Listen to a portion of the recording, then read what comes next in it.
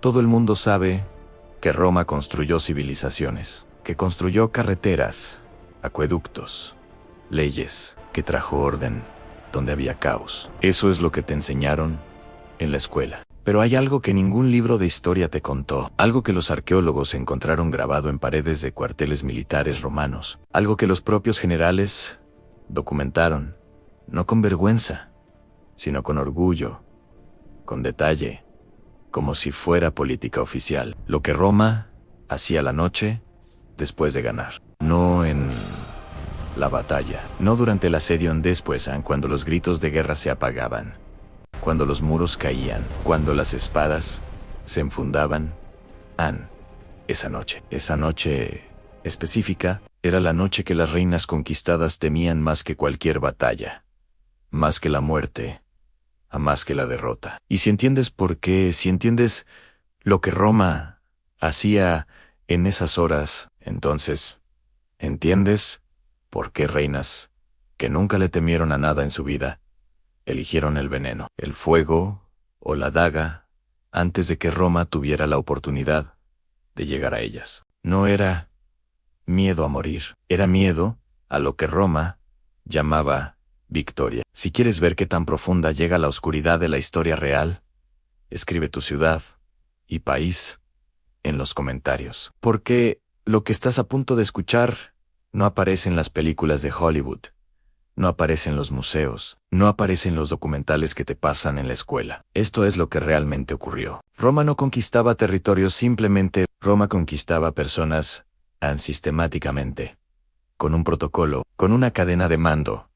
Primero, los hombres en el campo de batalla. Después, las mujeres en la oscuridad. El historiador romano Tito Livio lo documentó. Polibio lo describió. El propio Julio César lo mencionó en sus memorias militares, como si estuviera describiendo la distribución de suministros. Porque para Roma era exactamente eso, en distribución, logística en premio de guerra. Las mujeres de los líderes derrotados no eran personas después de la derrota, eran activos. Eran trofeos con los que Roma financiaba la lealtad de sus oficiales. Eran herramientas con las que Roma rompía el espíritu de pueblos enteros. Eran el mensaje más poderoso que el imperio podía enviar. No importa cuánto peleaste, no importa cuánto resististe. Esto es lo que conseguiste. Y esto es lo que les espera a todos los que intenten lo mismo. Había una reina que lo entendió antes que nadie. Su nombre era Sofonisba, y en el año 203 a.C. tomó una decisión que cambió la manera en que las mujeres del mundo antiguo pensaban sobre la victoria romana. Te voy a contar su historia, pero primero necesitas entender el sistema, porque sin el sistema, la historia no tiene sentido. Y con el sistema, todo tiene un sentido aterrador. Esto es lo que Roma hacía la noche que sus legiones ganaban. Si esta historia ya te hizo ver a Roma de una manera diferente, espera a escuchar lo que viene después. Suscríbete ahora, porque aquí contamos las historias de la historia que casi nadie se atreve a contar. Y antes de continuar, escribe en los comentarios tu ciudad y tu país. Quiero ver desde qué parte del mundo estás escuchando esta historia. Sofonisba era hija del general cartaginés más temido de África. Era joven, brillante, políglota, hablaba latín mejor que muchos romanos. Entendía la estrategia militar, entendía la diplomacia, y entendía, mejor que nadie en su época, exactamente lo que Roma hacía con las mujeres de los enemigos derrotados. Fue dada en matrimonio al rey Sifax en Numidia, no por amor, por estrategia.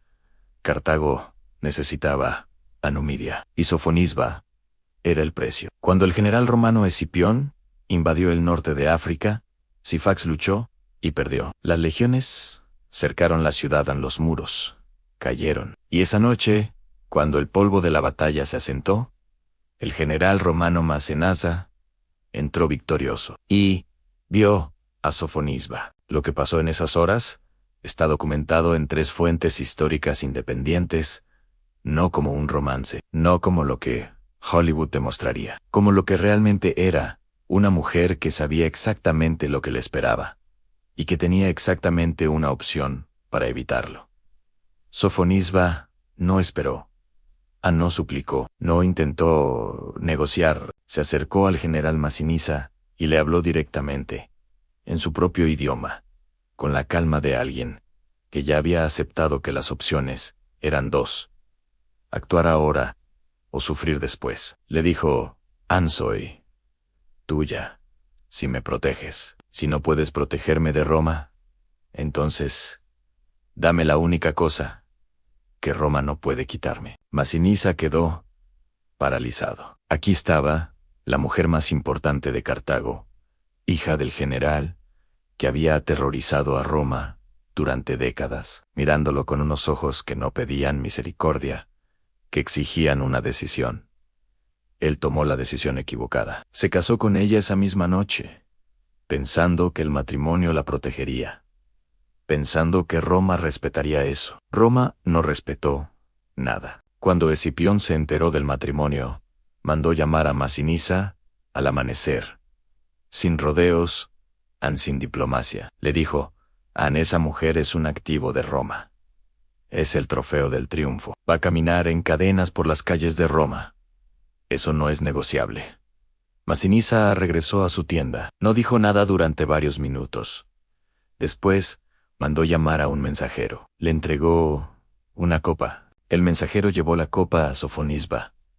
Ella la abrió. Olió el contenido en veneno, y los historiadores registran que no dudó, que dijo: únicamente acepto este regalo nupcial. Habría preferido no morir siendo esposa de mi conquistador, pero morir es mejor que lo que Roma tiene planeado. Bebió la copa entera. Murió antes de que amaneciera. Escipión llegó esa mañana a buscar su trofeo. Encontró un cadáver en Roma. No pudo desfilarla, no pudo exhibirla, no pudo usarla como ejemplo vivo de lo que significaba resistir al imperio. Y esa derrota pequeña, esa copa de veneno en una tienda de campaña en el norte de África, eso hizo que Roma modificara sus protocolos. Después de Sofonisba, Roma tomó medidas. Se aseguró de que las reinas conquistadas no tuvieran acceso a veneno. Se aseguró de que no tuvieran acceso a armas. Se aseguró de que no tuvieran acceso a nada con lo que pudieran quitarse la vida antes del triunfo, porque Roma necesitaba el espectáculo, y porque había otra reina, 40 años después, que iba a costar mucho más caro. Su nombre era Tuta, y lo que Roma le hizo a ella fue documentado como advertencia, como lección, como política oficial del imperio. Teuta de Iliria no heredó un trono. Lo tomó cuando su esposo, el rey Agrón, murió en el 231 a.C.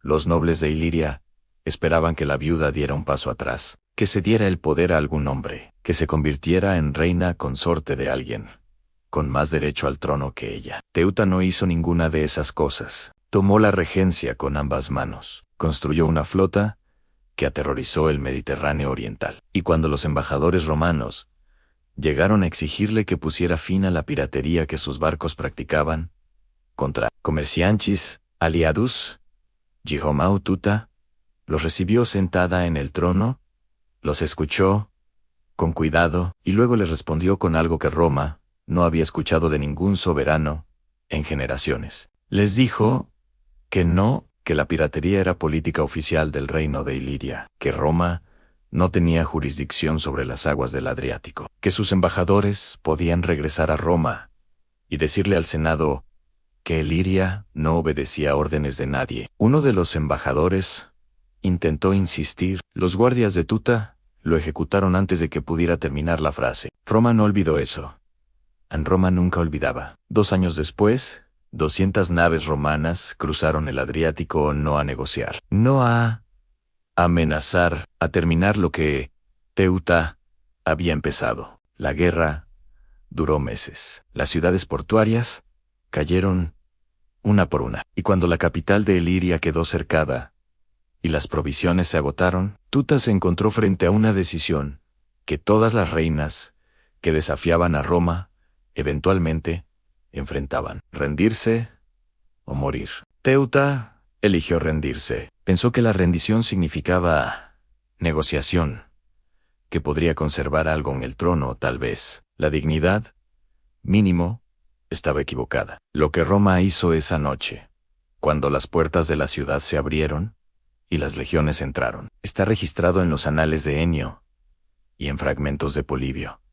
No te voy a dar todos los detalles, pero te voy a decir esto: los oficiales romanos establecieron una jerarquía de acceso.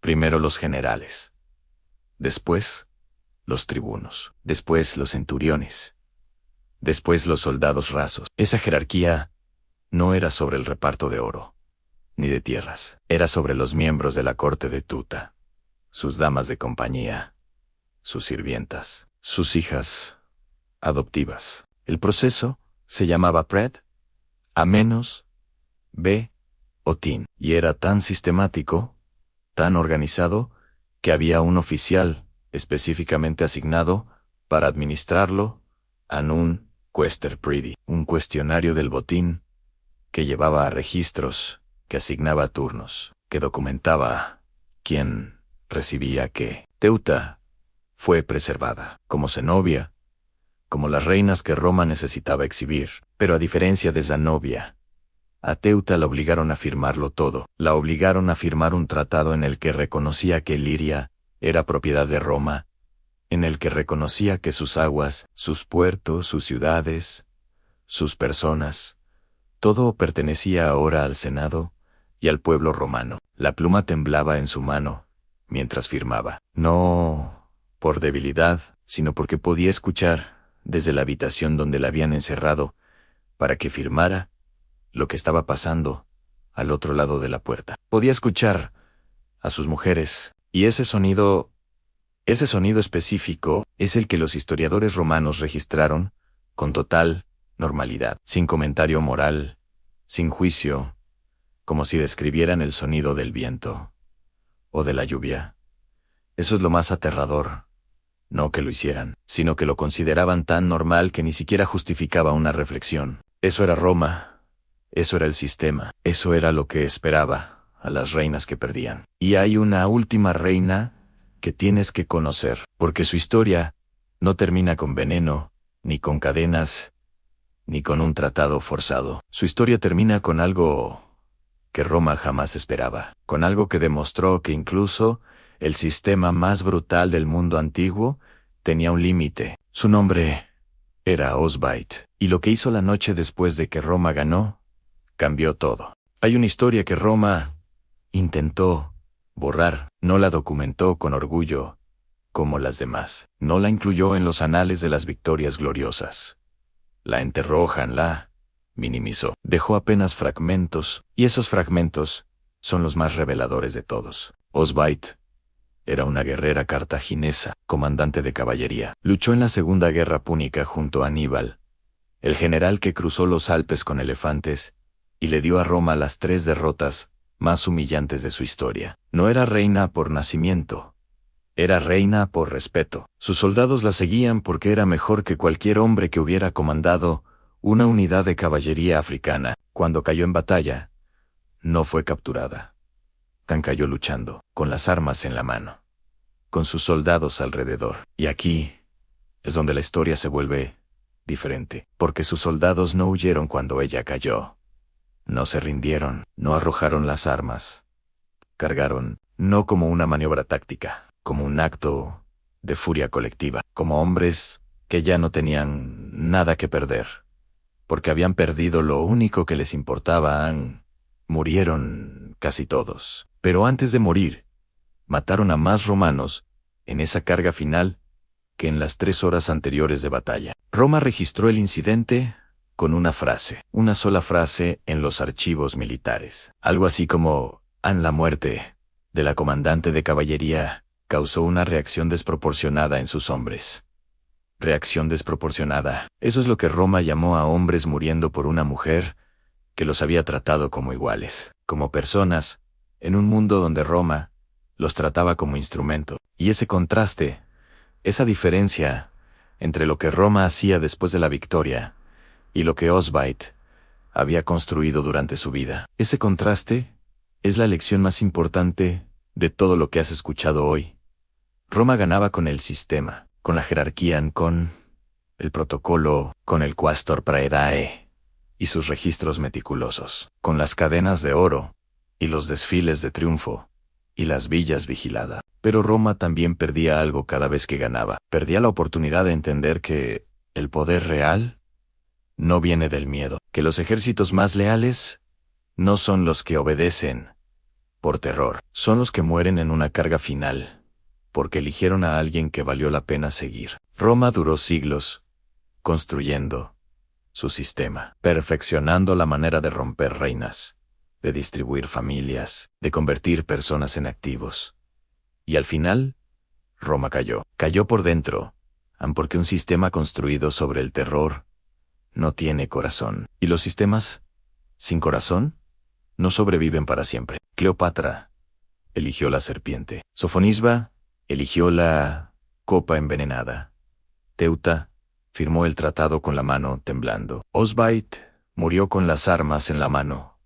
Todas diferentes. Todas enfrentando la misma verdad. Que la victoria de Roma nunca fue solo militar. Era psicológica, era sexual, era generacional, era destruir no solo a la reina, sino a todos los que venían después de ella en su linaje, su legado, en su nombre. Y lo más perturbador de todo esto no es que Roma lo hiciera, es que funcionó. Durante siglos, funcionó. Pueblos enteros aprendieron la lección, no de palabras, sino de cadenas, de cuartos oscuros, de hijos robados, de madres que escuchaban cosas al otro lado de puertas que no podían abrir. Eso era Roma, no el mármol, no los acueductos, no las leyes. Una máquina diseñada para convertir la derrota en terror generacional, para hacer que perder fuera tan aterrador que pelear ni siquiera valiera la pena intentarlo. Y funcionó, hasta que dejó de funcionar, hasta que hubo suficientes Hasbites en el mundo, suficientes mujeres que decidieron morir de pie antes que vivir de rodillas, suficientes hombres que eligieron morir en una carga final por alguien que valió la pena seguir. Ahora, ya sabes lo que Roma realmente era. No la gloria que te enseñaron, la oscuridad que ocultaron. La noche que las reinas conquistadas más temían no era la batalla, era la victoria romana. Y ahora entiendes por qué. Si esta historia cambió la forma en que ves al Imperio Romano, si te hizo entender que detrás del mármol y la gloria también existía una oscuridad que casi nadie cuenta, suscríbete ahora a Exploradores de Historia, porque aquí no contamos la versión cómoda del pasado, contamos las historias que los libros prefieren ocultar. Y antes de irte, dime en los comentarios, ¿qué habrías hecho tú si hubieras estado en el lugar de esas reinas? Leo cada comentario, porque a veces las preguntas más difíciles de la historia revelan quiénes somos realmente.